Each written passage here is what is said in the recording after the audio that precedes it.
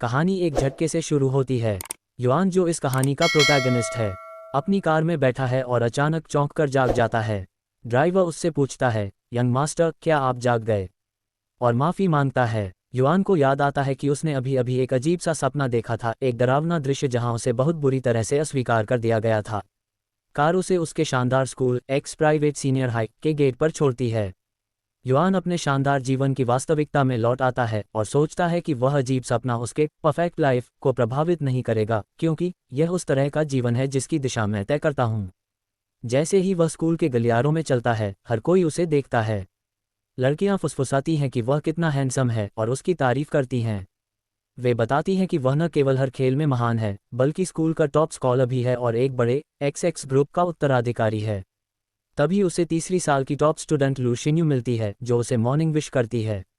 Yuan आत्मविश्वास से जवाब देता है, मॉर्निंग सीनियर शिन्यू। अन्य छात्र उन्हें एक साथ देखकर ईर्ष्या करते हैं। वे टिप्पणी करते हैं कि दूसरे साल के टॉप स्टूडेंट को तीसरे साल की टॉप स्टूडेंट के साथ देखना कितना अद्भुत है, और कुछ मजाक में पूछते हैं कि इतना सुंदर और काबिल इंसान उनके साथ क्यों रहना चाहेगा। युआन इन सब पर मुस्कुराता है और मन में अपनी अच्छी किस्मत पर संतुष्ट होता है।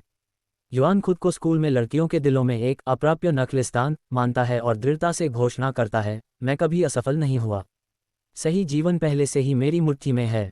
वह पिछली रात के अजीब सपने को याद करता है जहां उसे अस्वीकार कर दिया गया था, और गुस्से में सोचता है कि उसे कोई औरत कैसे मना कर सकती है। वह तीसरी साल की लू शिन्यू की ओर देखता है, जो दिखने में खूबसूरत, पढ़ाई में अच्छी और जंगली लिली की तरह गर्वित है। युआन फैसला करता है कि केवल वही है जो उससे हर तरह से मेल खाती है, और इसमें कोई शक नहीं है कि वह एक दिन उसकी प्रेमिका बनेगी। हालांकि जब वह लू शिन्यू को देखता है तो उसे कुछ अजीब लगता है। वह उसकी ओर इशारा करते हुए हैरान होता है, क्या वह एक प्रोग्रेस बार है? लू शिन्यू, जो इस बात से अनजान है, पूछती है कि वह क्या कहना चाह रहा है। युआन को पता चलता है कि वह लू शिन्यू के सिर के ऊपर एक प्रेम की प्रगति पट्टी, लव प्रोग्रेस बार जैसा कुछ देख सकता है, जिसके ऊपर छोटे छोटे दिल हाथ चमक रहे हैं। उसे लगता है कि यह सब उस बुरे सपने का असर है, और अब हर कोई उसे अजीब लग रहा है। वह मन में सोचता है कि यह असंभव है कि उसे कोई अस्वीकार कर सके, लेकिन फिर वह खुद से पूछता है कि क्या वह अभी भी आधा सोया हुआ है। उसे नहीं पता कि यह क्या हो रहा है, लेकिन लू शिन्यू, जो उसकी ओर संदेह से देखती है, पूछती है, ओह सीनियर, क्या तुमने आज अपने सिर पर कोई एक्सेसरी पहनी है? युआन बुईजियांग घबरा जाता है और स्थिति अजीब ऑकवर्ड होने लगती है। वह अपने हाथ जोड़कर कहता है, अरे नहीं, बातें अजीब होती जा रही हैं। इतने में एक दूसरी लड़की, पिंक बालों वाली, तेजी से दौड़ती हुई गलियारे में आती है और रास्ते से हटो चिल्लाती है। इससे पहले कि युआन कुछ समझ पाता, वह लड़की उससे टकरा जाती है। युआन जमीन पर गिर जाता है। वह लड़की तुरंत माफी मांगती है और युआन को उठने में मदद करने के लिए अपना हाथ देती है। युआन उसे हैरानी से देखता है कि उस पिंक बालों वाली लड़की, जिसका नाम शियाओमेई है, के सिर पर भी प्रोग्रेस बार है। युआन तुरंत समझ जाता है कि यह लड़की भी इस अजीब गेम इंटरफेस का हिस्सा है। शियाओमेई को अफसोस होता है। वो युआन से दोबारा माफ़ी मांगती है, मैंने अभी अभी ट्रेनिंग पूरी की है, इसलिए मुझे अभी भी घूमने की आदत नहीं है। शियाओमेई स्कूल की ट्रैक टीम से जूनियर है। वह सक्रिय, बुद्धिमान, मिलनसार है और उसकी मुस्कान प्यारी है। स्कूल में कई लोग उसकी मुस्कान के दीवाने हो गए हैं और उन्होंने उसके लिए एक फ़ैन क्लब भी बना लिया है। युआन आखिरकार पूछ ही लेता है, शियाओमेई, मैं पूछना चाहता था कि क्या आपने किसी को सिर पर प्रोग्रेस बार के साथ देखा है? शियाओमेई पूछती हैं, कैसा प्रोग्रेस बार? युआन एग्जाम्पल देता है, जैसे गेम्स में होता है या वीडियो अपलोड करते समय आता है, वैसा ही कुछ। शियाओमेई चेहरा दूसरी तरफ कर लेती है और अनजान बनने का नाटक करती है, आप किस बारे में बात कर रहे हैं? युआन समझ जाता है, वह निश्चित रूप से कुछ जानती है। लेकिन शियाओमेई घबराहट में ट्रैक टीम का बहाना चिल्लाती है और तेजी से भाग जाती है, ये बोलते हुए कि हम बाद में बात करेंगे। जबकि युआन हैरानी से देखता है कि वह भाग क्यों गई। इस पूरे हंगामे के दौरान लू शिन्यू शांत खड़ी रहती है। जब सब शांत हो जाता है, लू शिन्यू भी जाने के लिए तैयार है, क्योंकि अब ज्यादा समय नहीं बचा है, इसलिए मैं पहले जा रही हूँ। युआन पीछे मुड़ते हुए बोलता है, ठीक है। तभी उसका पैर ट्विस्ट हो जाता है और एक्सीडेंटली वो और लू शिन्यू एकदम करीब आ जाते हैं। ये सीन थोड़ा रोमांटिक हो जाता है। इस नज़दीकी क्षण में लू शिन्यू के सिर के ऊपर का प्रोग्रेस बार स्पष्ट रूप से दिखाई देता है और उनके आसपास का माहौल रोशनी और दिल के प्रभाव से भर जाता है। लू शिन्यू का दिल तेजी से धड़कने लगता है और वह आश्चर्य से युआन बुईजियांग कहकर उसे देखती है। युआन को भी इस अचानक करीबी से घबराहट होती है और वह हकलाते हुए सीनियर कहता है। तभी उसकी आंखों के सामने एक गेम इंटरफेस खुल जाता है, जिसमें दो विकल्प दिए गए हैं।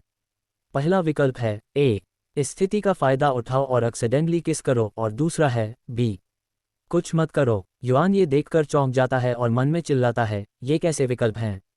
वह तुरंत समझ जाता है कि वह विकल्प ए को नहीं चुन सकता, क्योंकि वह खुद को ऐसा नीच इंसान नहीं मानता जो इस तरह के मौके का फायदा उठाए। वह तुरंत पीछे हट जाता है और कहता है, माफ़ी, यह एक दुर्घटना थी, और मन में सोचता है कि ऐसी स्थिति में केवल एक गुंडा ही वास्तव में उसे किस करेगा, है ना। लुशिन्यू उसे माफ़ कर देती है, लेकिन उसके चेहरे पर एक हल्की सी मुस्कान है।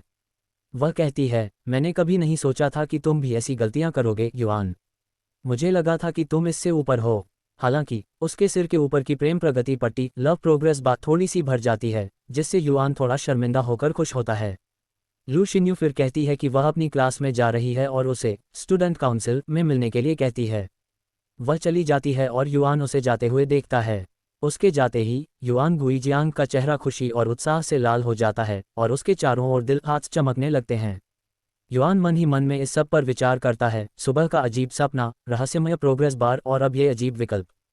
उसे लगता है कि आज सुबह से बहुत अजीब चीज़ें हो रही हैं। वह विचार करता है कि क्या इसका कारण ये हो सकता है कि उन दोनों लड़कियों लुशिन्यू और पिंक बालों वाली शियाओमेई के साथ उसका कोई विशेष कनेक्शन है। वो रूफटॉप पर होता है और सोचता है कि कहीं वो इस दुनिया का मेन कैरेक्टर तो नहीं है, और खुशी से उसकी आंखें चमकने लगती है। सीनियर और जूनियर दोनों मुझे पसंद करती हैं। जल्द ही सीनियर लुशिन्यू और जूनियर पिंक बालों वाली उस पर फिदा हो जाएंगी। उसे लगा कि वह इस गेम जैसी दुनिया में नियंत्रण कर सकता है। उसकी सारी बातें पीछे बैठी उसकी सीनियर सुन लेती है। ओह, तो तुम हमारे बारे में ऐसा सोचते हो। युआन अचानक उनको देख घबरा जाता है और हकलाते हुए बोलता है, सीनियर शिन्यू, और जल्दी से अपनी बात समझाने की कोशिश करता है। सीनियर शिन्यू, मैं तो बस बड़बड़ा रहा था, ये सब मजाक था। ईमानदारी से कहूँ तो मैं बस। वो अपनी बात पूरी कर पाता इससे पहले लुशिन्यू खड़ी हो जाती है और गुस्से में बोलती है, मैं जानती थी हमारे लिए एक साथ रहना मुश्किल होगा। वो बताती है कि उसे स्टूडेंट काउंसिल में अपने काम के कारण बहुत कुछ सहना पड़ता है।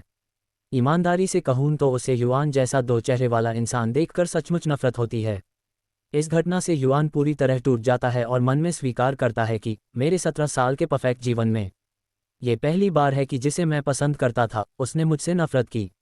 ऊपर से कि युआन को अकेला देखकर टिप्पणी करता है, किसी के मना करने के बाद तुम्हें इतना दुखी देखकर मुझे बुरा लग रहा है। वो और कोई नहीं, पिंक बालों वाली लड़की होती है जो एक ऊंचे स्थान पर खड़ी होकर उसे देखती है और कहती है कि वह उसे एक राज की बात बताएगी। युआन जानता है कि वह प्रोग्रेस बार के बारे में बात कर रही है और पूछता भी है, क्या तुम प्रोग्रेस बार के बारे में बात कर रही हो। सियाओमेई बोलती है, तुमने बिल्कुल सही कहा, और हम अभी एक्चुअल में डेटिंग सिम वर्ल्ड में है। युआन उसे बोलता है, तो चलो मुझे भी एक सीक्रेट बताने दो। सियाओमेई प्यारा सा चेहरा बनाकर हैरान होकर उसे देख रही होती है।